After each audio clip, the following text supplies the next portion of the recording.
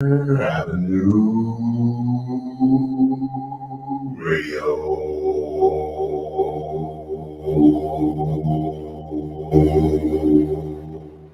It's Juneteenth live on your community radio station, Rainier Avenue Radio.world. June 19th, 2021. From 11 a.m. to 1 p.m., we will be live on location at Atlantic Street Center's 20th annual celebration at the Rainier Beach Public Plaza. And from 1 to 4 p.m., we will be live from the Othello Park 5th Annual Community Juneteenth Festival presented by It Takes a Village, with music, history lessons, community services, resources, interviews, and entertainment. Watch on Rainier Avenue Radio's YouTube, Facebook, and Twitter. Listen to our app, website, TuneIn channel, or smart speaker. Juneteenth live in the community radio station, Rainier Avenue Radio.world. Welcome to the Fitness Corner. I'm your host, Mark Bryant, and you're going to get a whole total body workout on my show, starting off with a warm-up, aerobics, strength training, cool down, and stretching every Friday from 11:30 to 12 right here on Rainier Avenue Radio. Sergio LaCour's Love Lines is on Rainier Avenue Radio.world. Thursday nights at midnight Eastern, 9 p.m. Pacific. Music and dedications for the grown and sexy. Welcome to the coronavirus pandemic. Of the coronavirus for 100. Fever, chills, shortness of breath, loss of taste or smell. What is stay at home and isolate? Correct. Coronavirus for 200. Inability to stay awake, persistent pain or pressure in chest, trouble breathing. What is seek immediate help? Correct. Coronavirus for 500. Crippling and potentially dead infectious disease eliminated in the United States with vaccination. What is the polio vaccine? Correct. I'll take coronavirus for 700. The Daily Double! Should I take the coronavirus vaccine? Wait. Hold up. This is not a game. It's time for serious discussions. We have coronavirus vaccines, but not everyone is comfortable taking them. Here's the facts. Based on what has been proven about vaccines for other diseases, COVID-19 vaccine may help keep you from getting seriously ill, even if you do get the virus. Getting vaccinated also may protect people around, particularly those at greater risk for severe illness from COVID-19. We don't yet have all of the answers. Get informed, talk to your healthcare physician, and make the right decision for you. This is a message supported by the Washington State Department of Health. This is Paul Pearson, host of Star Time. And when I'm not trying out new wigs and cocktail dresses, I'm listening to Rainier Avenue Radio.world.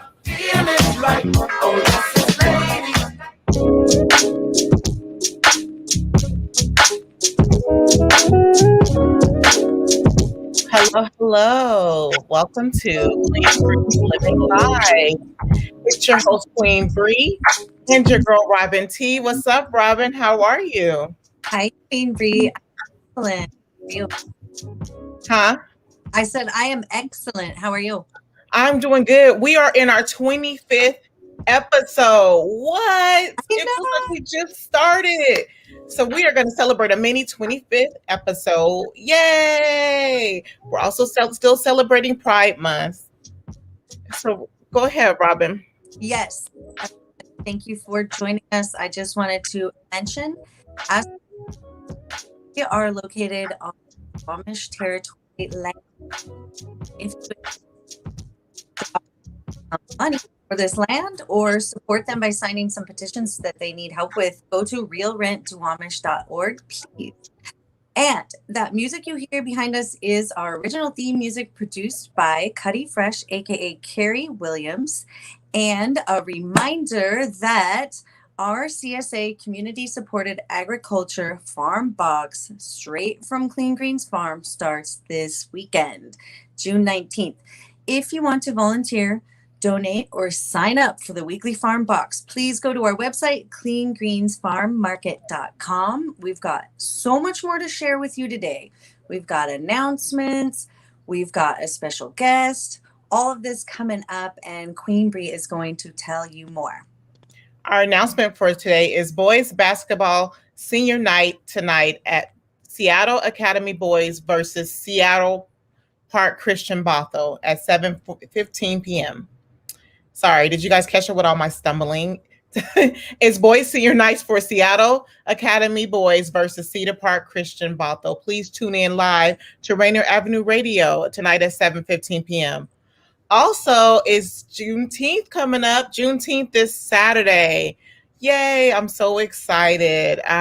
We have 2 Juneteenth celebrations on Saturday from 11 a.m. to 2 p.m. for the Atlantic Street Center 20th anniversary celebration, and from 3 to 5 from Othello Park Community Juneteenth celebration and Music Day on June 21st. Live performances from Pier 62, Volunteer Park, and more locations. Broadcasted on Rainier Avenue Radio, noon until 9 p.m. Clean Greens will also be at a Juneteenth celebration for NAM. We'll be parked at NAM from 12 p.m. to 6 p.m. at Junkins Park. So please come out and join us this Saturday. There's so many celebrations going on, as there should be. So try to make your rounds and let's have a good Juneteenth celebration. We also have our grand opening for next Saturday. Next Saturday is Clean Greens grand opening. We are kicking off at 11 a.m. We'll have live jazz music, vendors. We also have a signed Tyler Lockett Seahawks jersey to raffle off. So please come join all the fun activities. I'm so excited that outside is opening back up a little bit so we can get out the house and have fun and fellowship. So there's so many things. Please check out RainierAvenueRadio.com for all the upcoming events. Now, sorry, go ahead, Robyn. Yeah, I love the flyer Rainier Avenue has there for us. So Me too. that event is going to be so much fun. So I'm so excited. Did you mention? I can't remember. I'm sorry. There are CSAs coming this Saturday. yeah, I mentioned. So Okay. CSA's this Saturday. And all of that is located 21st and Yesler. Again, the information is going to be on RainierAvenueRadio.world and CleanGreensFarmMarket.com. You can find us on all of our socials, of course, to keep stay updated too. So please come visit us. And if you want to get veggies every week, you can come buy them at the stand, or you can sign up for the weekly farm box. So, And please follow us on all our social networks to keep up with anything updated. So I'm excited to have our special guest back, our beautiful human, Zeke Khalid. So I'm sorry. I deleted the bio. Can you tell us about Zeke? yeah, I love it. So Zeke is a wellness expert. Zeke is all about education, equity, health, being the best healthy human you can be. And Zeke has been doing a ton of biking lately. Zeke is doing hiking, and Zeke joins people together and motivates people.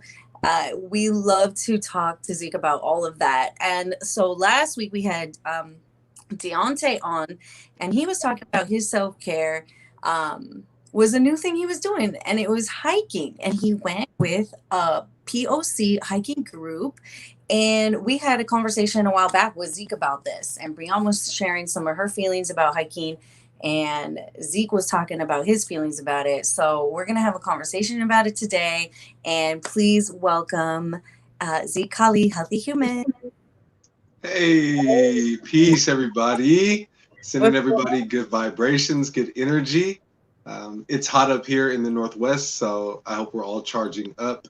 And I know that things are opening up, so there's a lot of tension that people are ready to release. So I just hope that people find healthy ways to reunion with their loved ones, with new friends that they've connected with over COVID, and that they can really take their self-care outside. I heard that you were speaking about your last guest and how they were using the outdoors to heal their insides, and I just think that a lot of us should be taking that as an inspiration so that we can all get out there and take up some space in many ways. Yes, thank you. And that's really, thank you for mentioning that. Please keep safe as we come back out into the open.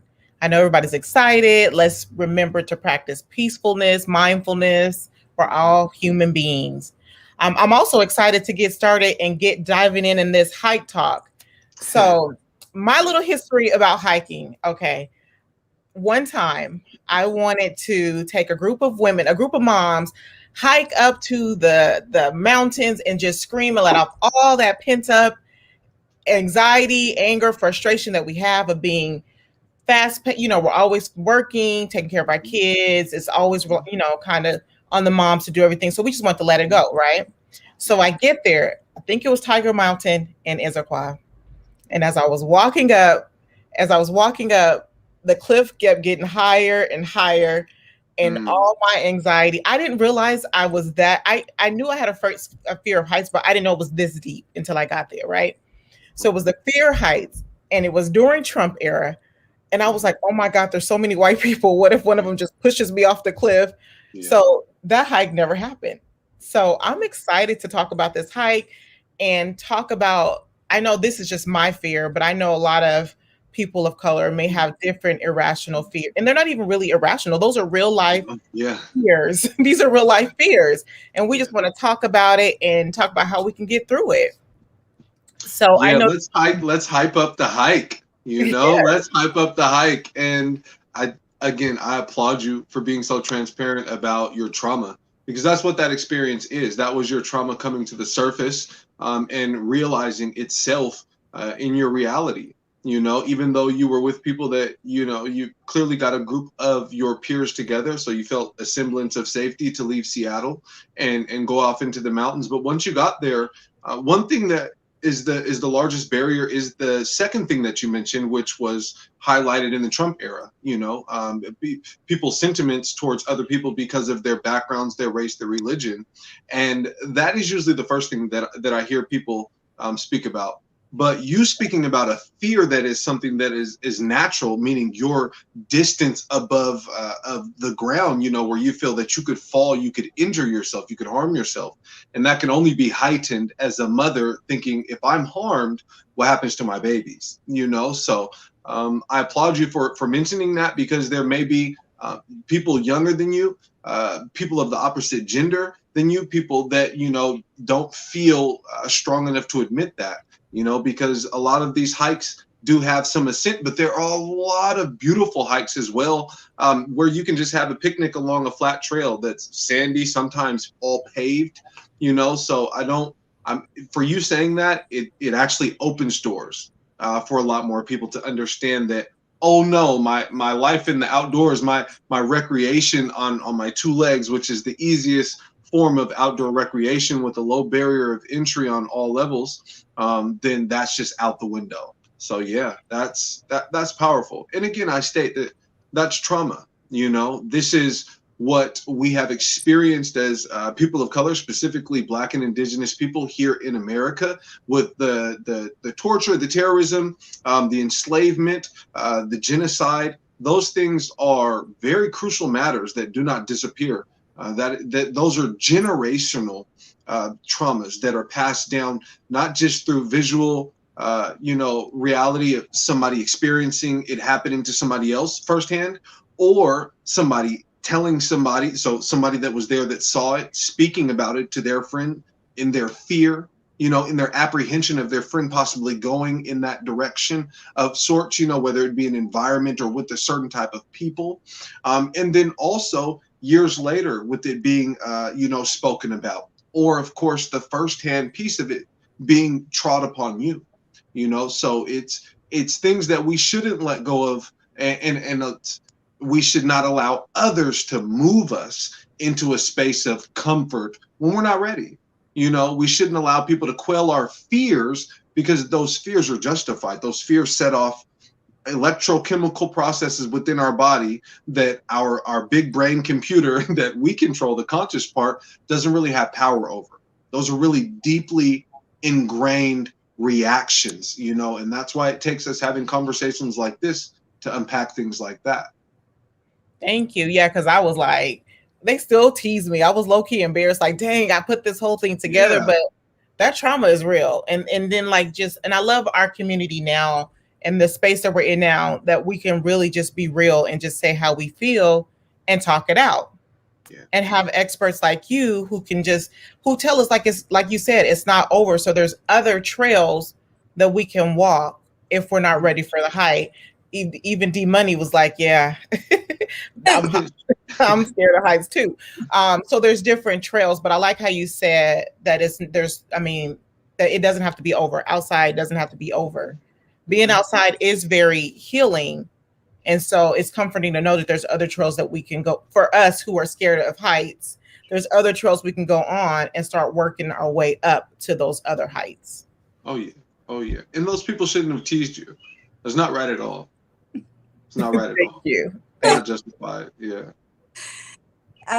It makes me think of the history too. I know you touched on it a little bit too, both of you, but land ownership and control of land historically has always been by settler colonialism, and it has literally been dire consequences, grave consequences for Black and Indigenous people and other people of color to be not in these spaces, in these healing spaces were unsafe if you were in some of these spaces historically. So some of that, what you're talking about, trauma is real, and it's like there are still those people out there that think, oh, this is our space and land, which is ridiculous.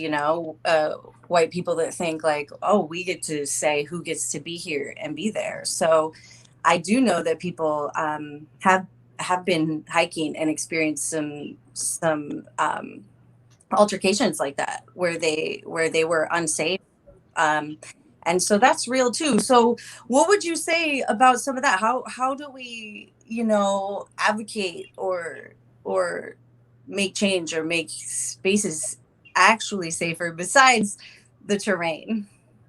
Certainly, that's a great question, and I think it's best if I answer it in three quick parts. So first is understanding and recognizing that we all carry energy. When we leave our houses, we feel a certain way. Something may have gone great or not so great before we left the house or before we went to sleep the night before. So we just have to be aware of why we're going to the outdoors. So when we speak about people saying that this is ours now, especially after a colonial settler, sort of incursion into a land, we have to remember what the indigenous peoples had, what land rights meant to them, right? Land belonged to nobody. It was there for certain areas where, perhaps there was conflict to create better access to a river, but there wasn't the fact that somebody owned the land. So going out in with the energy, with the purpose, with the intention of healing is one thing. And if you come across somebody that has a different intention of being outside and the feelings that because of their forefathers and how they harmed people, hurt people, and perhaps got hurt themselves in the service of, colonialism, then, you just have to be aware that that's going to happen.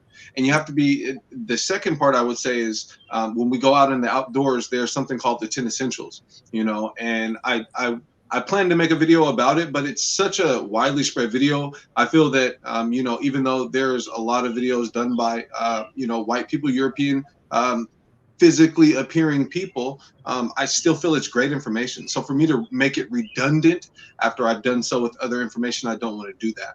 But we as people of color, especially Black and Indigenous people of color, especially here in the Northwest and even in the southern regions, is that we need to add another piece on there. And that is being on code in terms of safety. When we're going out into these places, understand that these spaces are on either public land or in a national forest, and it's free to have open carry there. Okay. So this may be, if you're not aware of firearm laws, I would impress upon you to learn about them, because it's not as I was brought up to believe with adult males in my family, siblings, I was brought up to believe that a Black person could not legally have a firearm, which is something that, it really severs the potential of protection for our people, especially our women. Okay. So to be out in, where Mount Baker is, that's a very far away from Garfield High School, from Ezel's Chicken, from Clean Greens Farm. Okay. This is far from somebody's home doorstep. So when you see 3 or 4 white men, that look like the same white men that are either doing crimes or that are filling up these BJJ studios, but seem too coarse in public to speak to you and are too coarse to speak to you on the trail, you feel threatened, right? So add to your safety, to your 10 essentials, a form of A, understanding the rights of gun owners, and then B, being with other people. It's not okay if you are just getting out onto the trail to go out there on your own. Okay, that is your 11th essential needs to be a form of protection and a live form of protection, meaning a person. Okay, so that would be the second piece on that. And the third piece is just to be aware, again, understand that when you are outside, there is so much space out there that there's enough space for us to be alone or for us to be together. So if somebody has that energy, come up with some strategies that are quick ways to just communicate that, I didn't bring that energy. I'm sorry you feel that way, especially if you haven't done anything wrong, if they are being offensive towards you. If you feel threatened, say you feel threatened and then move away.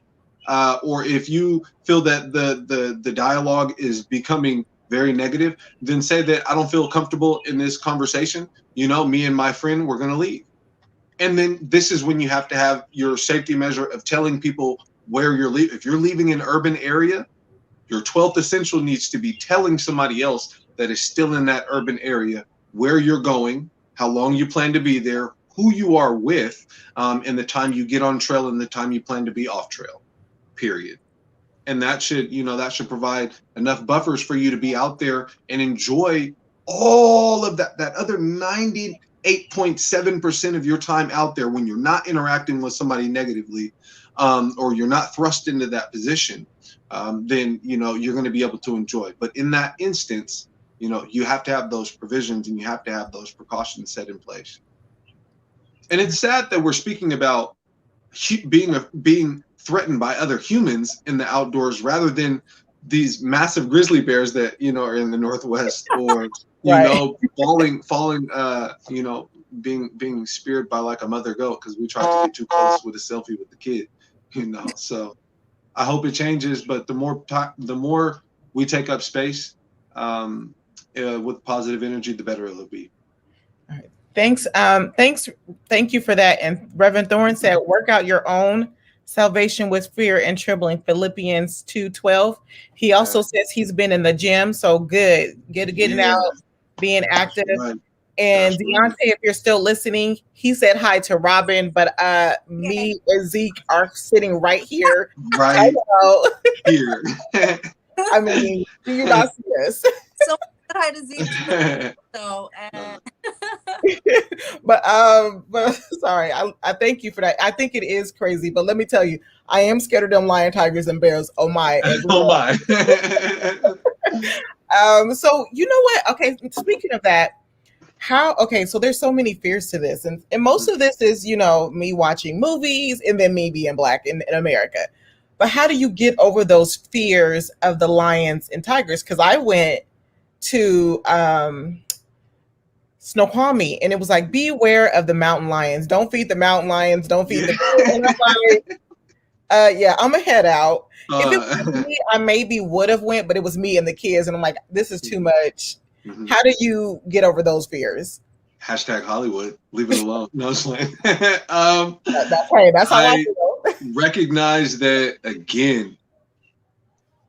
Think of how you're going out onto the land. You're not going out there to conquer. You're not going out there, to establish your presence. So understand that when you're going out there, you are no longer in the city. You're out there with actual organisms that live in those habitats. They make their living. They raise their children there.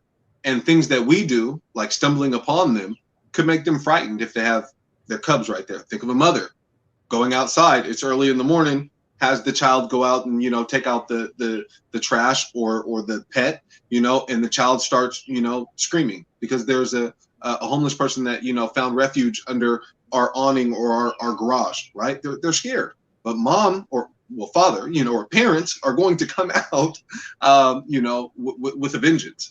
So just being aware of the territory, and you'll find different methods of,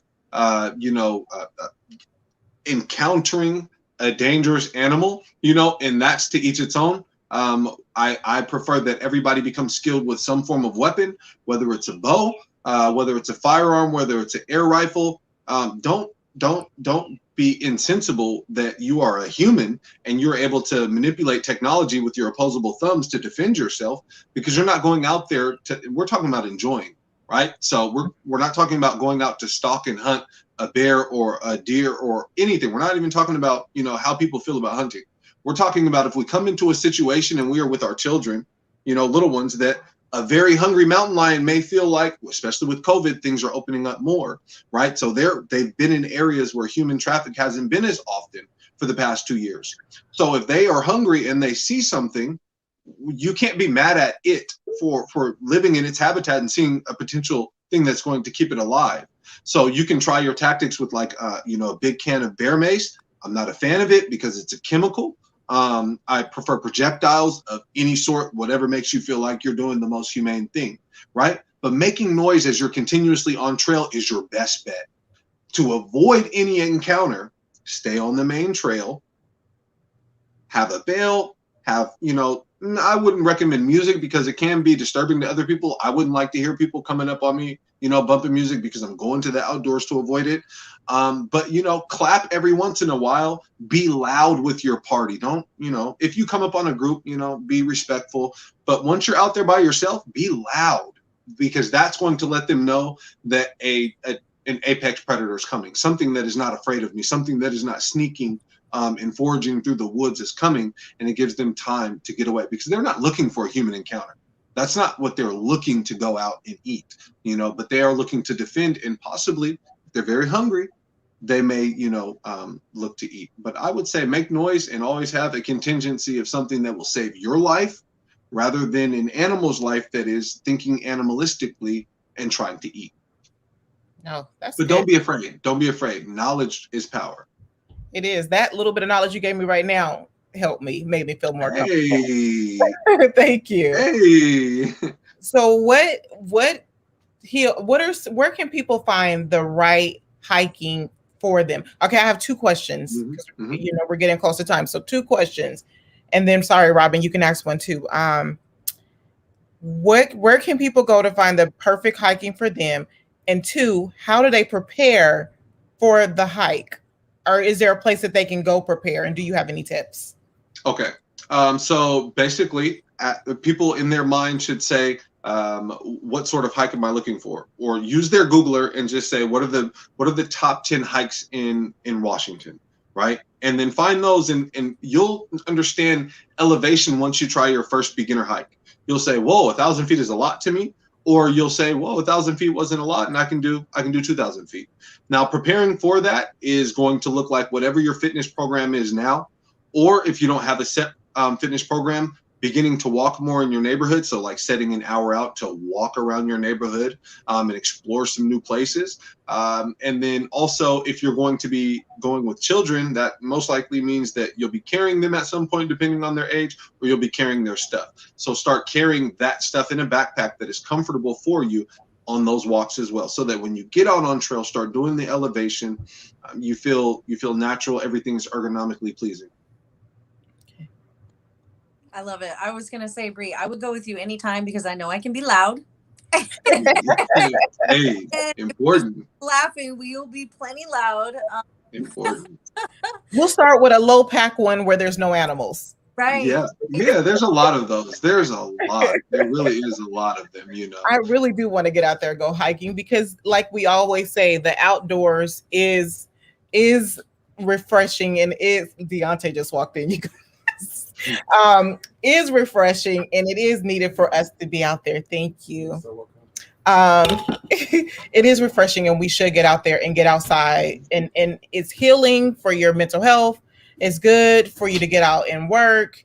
So there's so many benefits to getting out there, and I really do want to get out there. And you have to. If you're just tuning in, this is Clean Greens Living Live, broadcasted on Rainier Avenue Radio, and our special guest, Zeke Khalid.